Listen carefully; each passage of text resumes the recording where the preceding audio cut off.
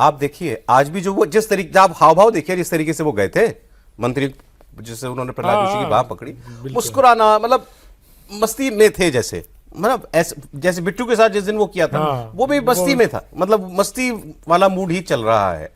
मतलब ये लगता नहीं कि कोई बहुत हम किसी बहुत सीरियस आचरण की बात कर रहे हैं।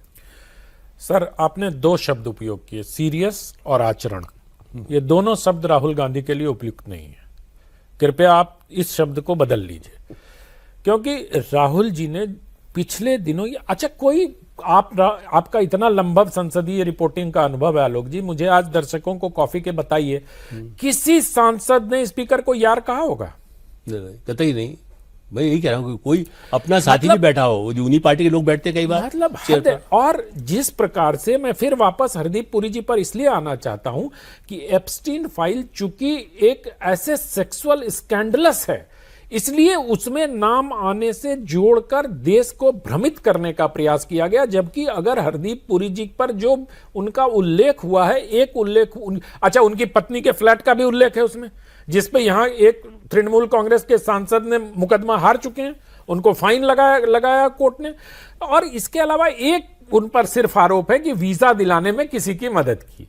मैंने भी एप्स्टीन फाइल की वो सारी फाइलें पढ़ी, उसका भी जवाब दिया। हाँ, उसका भी जवाब दिया उन्होंने। वो आपने बताया कि लिंक्डइन वाले ने और कैसे कैसे पूरा।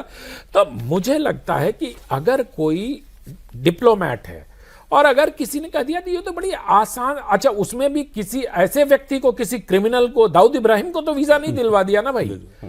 अगर दाऊद इब्राहिम को हरदीप पुरी ने वीजा दिलवाया होता तो एक बात होती। तो मुझे लगता है कि बड़े फर्विलस आरोप, लेकिन मंशा बहुत खतरनाक है। आप चाहे उसको सीरियस गंभीर आचरण की बात मैंने अनुरोध किया न कहने की, लेकिन जो निगेटिविटी में गंभीरता है उसको रेखांकित किया जाना बहुत जरूरी है। अब बात कर लेते हैं उनकी स्पीच में जो था, वो शुरू हुए थे मार्शल आर्ट से। चलिए आए जैसे भी नहीं, आए, इस पर 10-15 मिनट लगा के आए मुद्दे पे। दे दीजिए मुझे।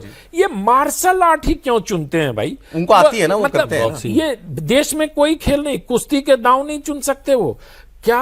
मतलब जो विदेशी खेल होंगे उसी का उदाहरण इसको रहने सर, नहीं वो बॉक्सर है, खुद करते हैं, वो खुद बॉक्सर है ना। नहीं बॉक्सर नहीं, जिजित्सु मार्शल आर्ट के प्रैक्टिशनर हैं वो। किरण रिजिजू ने मेरे से पूछा कि आप इतना फिट कैसे रहते हैं, तो मैंने इनको बताया कि मैं मार्शल आर्ट करता हूं, और मार्शल आर्ट में ये होता है। आपकी आपत्ति क्या है? मेरी आपत्ति सिर्फ इतनी है कि मार्शल आर्ट एक आदमी से तो खेला नहीं जा सकता है।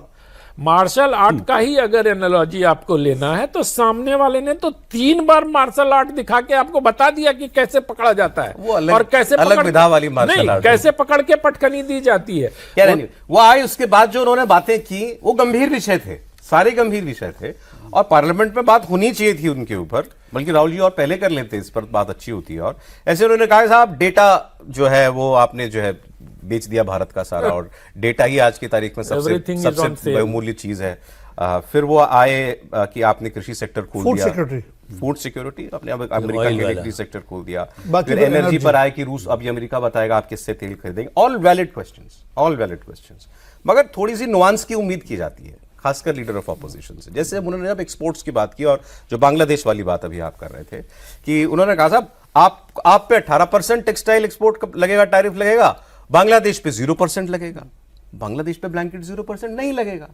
बांग्लादेश जो रॉ मटेरियल अमेरिका से खरीद के अमेरिका को ही बेचेगा फिनिश प्रोडक्ट, उस पे 0% लगेगा।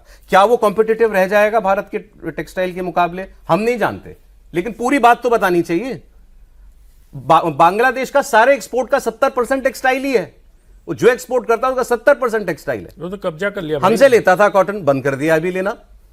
अब अमेरिका से ऊन खरीद के उसका कपड़ा बना के वो अमेरिका को भेजेगा, उसकी कितनी लागत आएगी, उसकी लागत हमसे कम रहेगी कि ज्यादा रहेगी, ये आगे विषय। चलिए ये अभी आपने बात ये पूरी नहीं बताई आपने।